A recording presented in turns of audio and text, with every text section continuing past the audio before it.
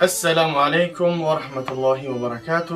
برادران عزیز، چنان که میبینید تاجیکستان پیریاد ماشاءالله، یعنی عین حال ما در شهر سنت پترزبورگ قرار داریم. برادران عزیز، برای انسانایی که دارو سراغ میکردن بسیاری مردم، بعد اکثریت مردم شکایت میکردن از درد سر، یعنی همین چیزا رو ما خوندگیم و این روز خواستیم که تجربه کنیم. سرمون درد میکرد، از همین حنه در سرمون شکیدیم. شاید که اگر در کامera تو کم کم زرد ویدیو سفیدیوش ویدیو میسرم سفید بود زرد شی.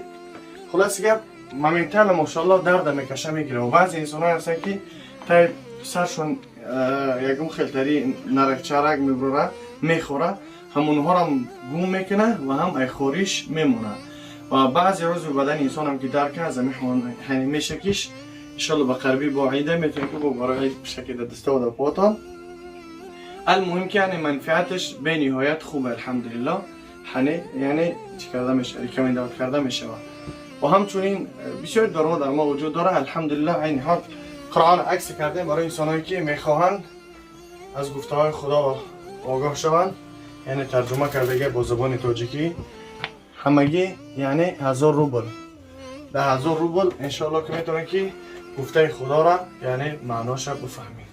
و همچنین برای انسانایی که وزن گرفتن میخواهند، جنسی هستی، یعنی اگر که میخواین کلا وزن بگیرین میتونین که اول یک بندکس قطعی سینول میگیرین استعمال میکنین و بعد از اینها یعنی ری جنسی را قطعی امیگا 3 استفاده میبرین. انشالله که به نهایت فایده های خوب داره و منفعت داره انشالله. برای انسانی که میخوان تیز فربشن مثل موره یا خراب بدیم آزی در به ازور میریم و برای انسانایی که موی سرشون میریزن الان هم به نهایت فایده خوب داره برای موی سر ریختن و شامپونی ثواب به نهایت خوبه.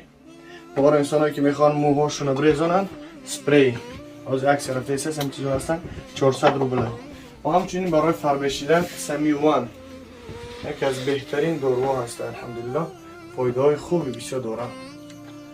و برای انسانایی که موسراشون میریزه و میخواد که نریزه، نه حبت سودا هسته زیت الحب البرکه بین فایده خوب داره. یعنی دارو بسیار هستن. قرآن ها از همه چیز مهم، قرآن با زبانی تاجیکی نه عربی، فولش عربیه یعنی قرآنی تجویدی.